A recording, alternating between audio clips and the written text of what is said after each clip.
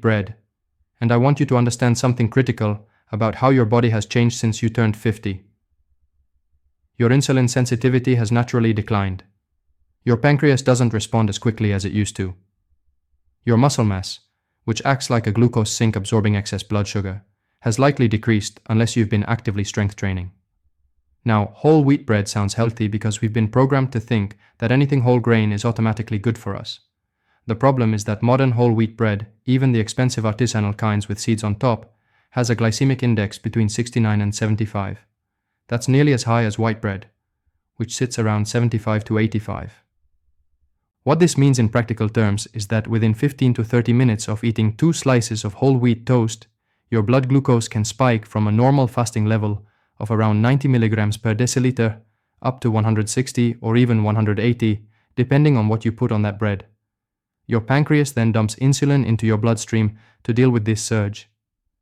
If you're doing this every morning with your breakfast toast, every lunch with your sandwich, and maybe again at dinner with dinner rolls, you're putting your pancreas through this stress cycle 3 to 5 times daily. Over months and years, your cells become resistant to insulin signals. Your doctor starts seeing your hemoglobin A1C creep up from 5.4 to 5.7, then into pre-diabetic territory at 5.8 or 6.1. Meanwhile, those repeated insulin spikes are telling your body to store fat, particularly around your midsection, that dangerous visceral fat that wraps around your organs and pumps out inflammatory chemicals.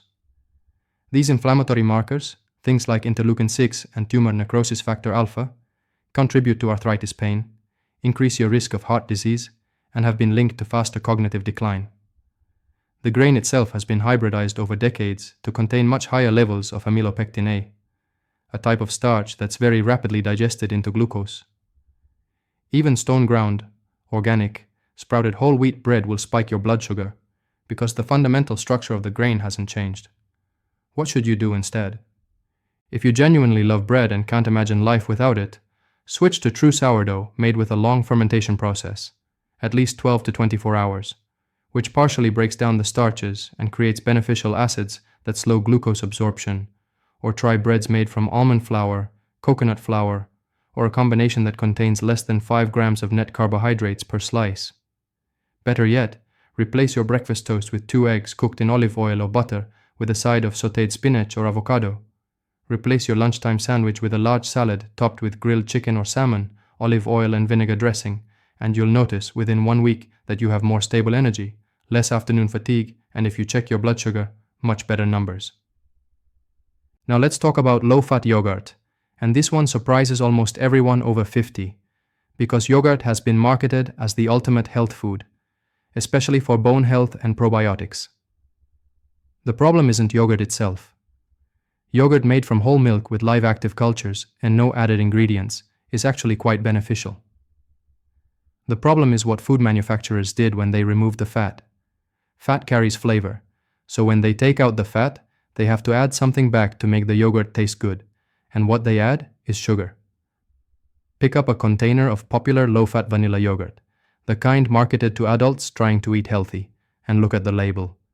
You'll often find 16 to 20 grams of sugar in a single 6-ounce serving. That's 4 to 5 teaspoons of sugar. Some fruit-on-the-bottom varieties contain up to 30 grams of sugar, which is more sugar than a glazed donut. Your body doesn't care whether that sugar came from evaporated cane juice, organic honey, or high fructose corn syrup. Sugar is sugar, and it triggers the same metabolic response: rapid blood glucose spike, insulin surge, fat storage, and inflammation. The probiotics, which are the one genuinely beneficial component, are often present in such small quantities that they barely survive your stomach acid. Meanwhile, that sugar is feeding the wrong kind of bacteria in your gut, potentially worsening digestive issues, contributing to small intestinal bacterial overgrowth, and weakening your immune system. After age 50, your gut microbiome naturally becomes less diverse, you produce less stomach acid, and your intestinal lining becomes more permeable, a condition sometimes called leaky gut. Dumping sugar into this environment several times a week makes all these problems worse. Here's what you do instead. Buy plain, full-fat Greek yogurt or regular whole milk yogurt with nothing added except milk and live active cultures. The ingredient list should be 2 or 3 items maximum. The fat in whole milk yogurt helps you absorb fat-soluble vitamins A, D, E, and K. It keeps you full for hours instead of hungry again in 90 minutes. It doesn't spike your blood sugar. If you need sweetness, add a handful of fresh blueberries or strawberries, which contain fiber that slows sugar absorption, plus powerful antioxidants that protect your brain. Add a tablespoon of ground flaxseed or chia seeds for omega-3 fatty acids and extra fiber. Add a sprinkle of cinnamon, which has been shown in studies to improve insulin sensitivity. This version of yogurt is actually healthy, costs about the same, and tastes infinitely better once your taste buds adjust away from the artificial sweetness. Fruit juice is the third culprit, and I need to be very direct about this one, because many people over 50 drink orange juice every single morning believing they're getting vitamin C and starting their day in a healthy way. Let me give you the biochemical reality. An 8-ounce glass of orange juice contains about 24 grams of sugar and almost zero fiber, because the fiber was left behind with the pulp during juicing. An actual orange contains about 12 grams of sugar, but also 3 to 4 grams of fiber, which slows the absorption of that sugar, feeds your healthy gut bacteria, and helps you feel full. When you drink juice, you're essentially drinking sugar water with some vitamins added. Within 10 to 15 minutes, that 24 grams of fructose and glucose floods into your bloodstream. Your blood sugar spikes rapidly. Your liver, which has to process all that fructose, gets overwhelmed. Unlike glucose, which can be used by every cell in your body, fructose must be metabolized by the liver, and when your liver receives a large dose of fructose all at once, it converts much of it directly into fat through a process called de novo lipogenesis. This creates triglycerides, which raise your risk of heart disease, and it creates fat deposits in the liver itself, contributing to non-alcoholic fatty liver disease, which is now epidemic in people over 50. This process also generates uric acid, which can trigger gout attacks and worsen kidney function. The vitamin C in that juice could easily be obtained from eating one actual orange, half a bell pepper, or a cup of strawberries, all of which come packaged with fiber, antioxidants, and phytonutrients that juice simply doesn't deliver. Apple juice is even worse because it has more sugar and fewer beneficial compounds than orange juice. Grape juice is essentially liquid candy with a health halo. Even fresh-pressed, cold-pressed, organic, expensive juice from the health food store has the same problem: concentrated sugar without fiber. What should you do? Eat the whole fruit instead. If you're currently drinking juice at breakfast, replace it with water, herbal tea, or black coffee, and eat an actual piece of fruit alongside your eggs or omelette. If you really enjoy the ritual of a cold beverage in the morning, try sparkling water with a squeeze of fresh lemon or lime. Make a smoothie at home where you blend the entire fruit, fiber and all, with some spinach, a scoop of protein powder, and ice. The fiber in a blended smoothie remains intact and slows sugar absorption, and the protein further buffers the glycemic response. Within 2 weeks of eliminating juice, most of my patients report better energy levels, fewer sugar cravings in the afternoon, and when we recheck their labs, we often see triglycerides drop by 20 to 40 points. The fourth food that's sabotaging your longevity is granola, and this one breaks people's hearts, because granola seems like the perfect healthy breakfast or snack. It's made with oats, nuts, seeds, dried fruit, all things we associate with health. The problem is the preparation method and the sheer density of calories and sugar. Commercial granola is made by coating oats and nuts with a mixture of oil and sweetener, usually honey, maple syrup, or brown sugar, then baking it until it's crunchy. A typical serving size listed on the package is 1/4 to 1/3 of a cup, which is about 30 grams, roughly what fits in the palm of your hand. Most people pour themselves 3 to 4 times that amount without realizing it. That serving contains anywhere from 120 to 180 calories, 6 to 12 grams of sugar, and very little protein. If you're eating a full bowl of granola with milk or yogurt, you could easily be consuming 400 to 500 calories with 30 to 40 grams of fast-digesting carbohydrates and minimal protein. Your blood sugar spikes, you get a brief energy boost, then crash by mid-morning and reach for another snack. The dried fruit in granola, those little chewy cranberries or raisins, are essentially candy. Fresh cranberries are tart and contain natural sugars buffered by fiber, but dried sweetened cranberries have had sugar added to make them palatable, often 8 to 12 grams of added sugar per quarter cup. Raisins are pure concentrated grape sugar. The nuts in granola are a positive component, but they're often coated in oil and sugar, and the ratio of nuts to sweetened oats is usually very low. If you're buying this thinking you're eating a health food, you're actually eating a dessert that happens to contain some oats and nuts. What's the alternative? Make your own unsweetened muesli by mixing old-fashioned rolled oats with raw almonds, walnuts, pumpkin seeds, sunflower seeds, unsweetened coconut flakes, and a small amount of fresh berries or one chopped apple. Let it soak overnight in unsweetened almond milk or whole milk yogurt. This version has all the fiber, healthy fats, and micronutrients without the blood sugar spike. Or skip the grain entirely and have a breakfast of scrambled eggs with vegetables, a piece of wild-caught salmon with avocado, or a protein smoothie. These options provide 20 to 30 grams of protein, which is critical after age 50 when you're losing muscle mass at a rate of 3 to 8% per decade, a condition called sarcopenia. Protein stimulates muscle protein synthesis, keeps you full for 4 to 6 hours, has minimal impact on blood sugar, and requires more energy to digest, slightly boosting your metabolism. Let me give you a practical framework you can use starting today. First, read nutrition labels with a critical eye, specifically looking at 3 numbers: total carbohydrates, fiber, and added sugars. Subtract the fiber from the total carbohydrates to get net carbs. If a food has more than 15 grams of net carbs per serving and less than 3 grams of fiber, it's going to spike your blood sugar. If it has more than 8 grams of added sugar per serving, put it back on the shelf. Second, prioritize protein at every meal. After 50, you need at least 25 to 30 grams of high-quality protein per meal to stimulate muscle protein synthesis. That's 4 eggs, a palm-sized piece of chicken or fish, a cup of Greek yogurt, or a high-quality protein shake. Protein stabilizes blood sugar, reduces cravings, supports immune function, and helps maintain muscle mass, which is your metabolic engine. Third, embrace healthy fats and stop fearing them. Olive oil, avocado, nuts, seeds, fatty fish like salmon and sardines, and yes, even butter from grass-fed cows, provide essential fatty acids, help you absorb vitamins, keep you satisfied, and don't spike blood sugar at all. The low-fat diet trend that dominated nutrition advice for 40 years has been debunked. Multiple large studies, including the PREDIME trial from Spain, showed that people eating a Mediterranean diet high in olive oil and nuts had significantly lower rates of heart disease, stroke, and death compared to those on a low-fat diet. Fourth, fill half your plate with non-starchy vegetables at lunch and dinner. Leafy greens, broccoli, cauliflower, Brussels sprouts, asparagus, peppers, zucchini, mushrooms. These foods are loaded with fiber, vitamins, minerals, and antioxidants. They fill you up with very few calories, they don't raise blood sugar, and they feed your beneficial gut bacteria. Fifth, move your body after meals, especially after meals containing any carbohydrates.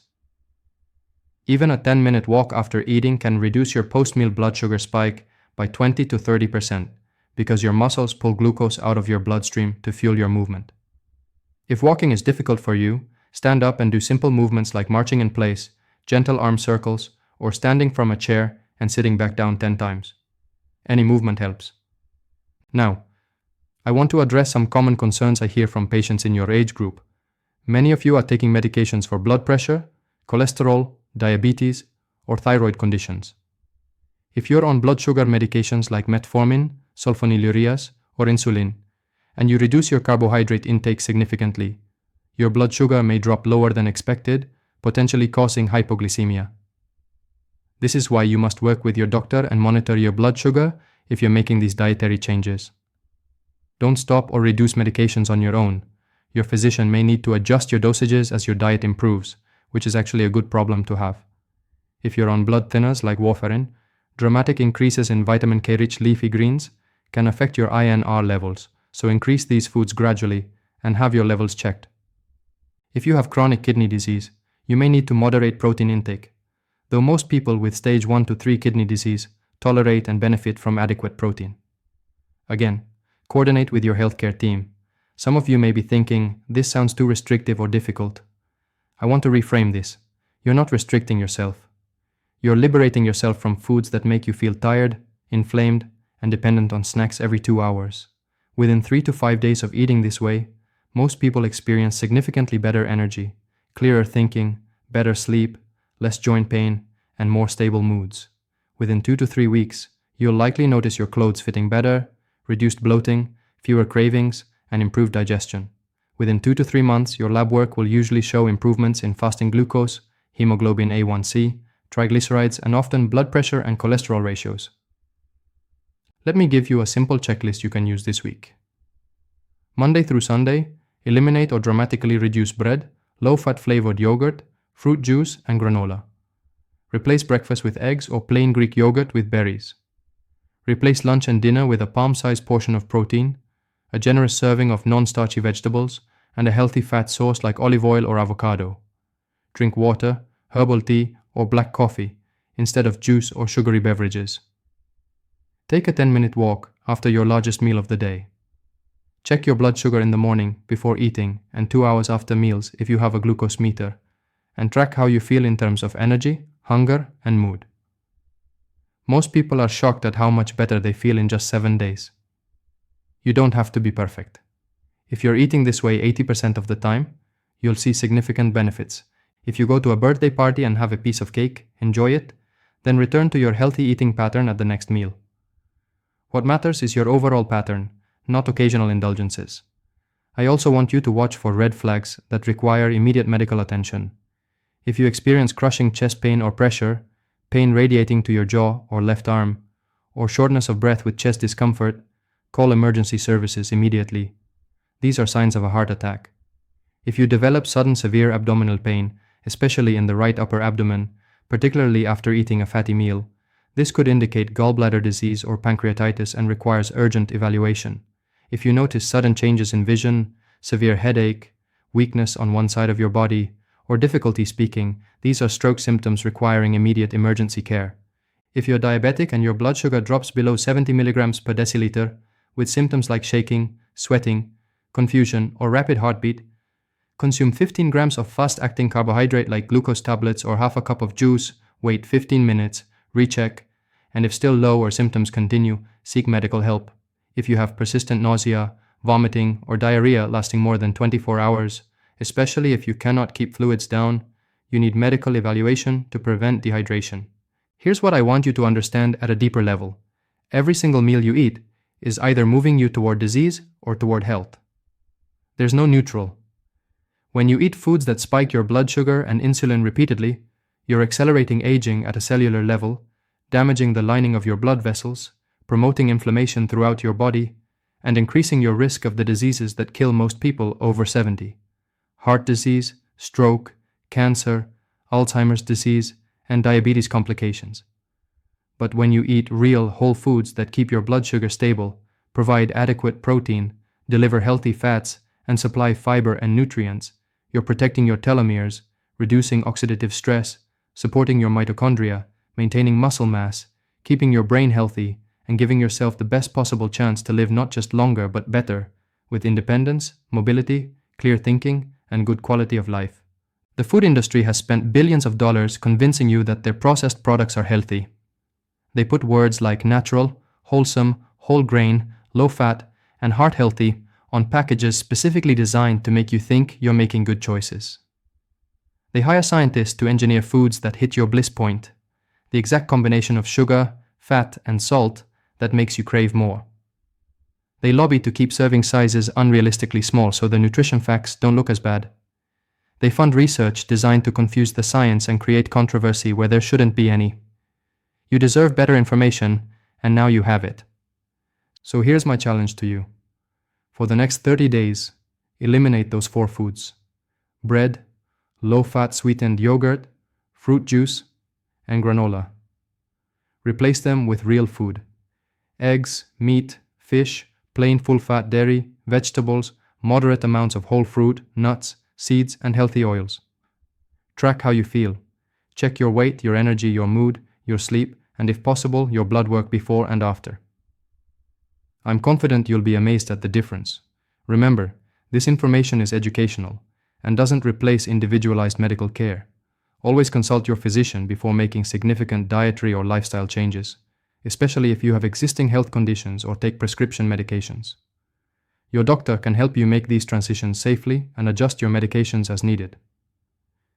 If you found this information valuable, make sure you subscribe to this channel and hit the notification bell so you don't miss future videos, where I'll be covering everything from how to lower your blood pressure naturally to the truth about cholesterol medications to the best exercises for people over 50 who want to stay strong and independent. Your health is your most valuable asset, especially now. You have the power to make changes today that will dramatically impact how you feel tomorrow and how you live for decades to come. Don't waste another day eating foods that are slowly destroying your health while pretending to be good for you. You now know better, and knowing better means you can do better. Start today.